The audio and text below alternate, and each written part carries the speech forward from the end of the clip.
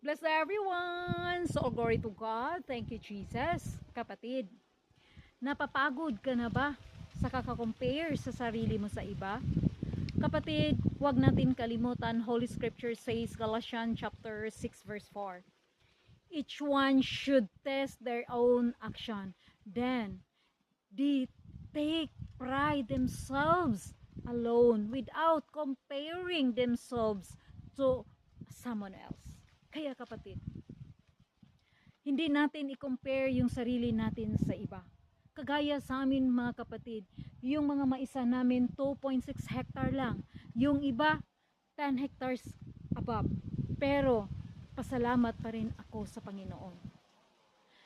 Kapatid, ituon natin ang sarili nating pag-unlad. At kung ano man meron tayo ngayon, mga kapatid, pasalamatan natin ang Panginoon. Kaya ikaw ngayon na nakinig, ano ba ang ipagpapasalamat mo sa Panginoon? At makikita natin gaano kabuti ang ating Panginoon.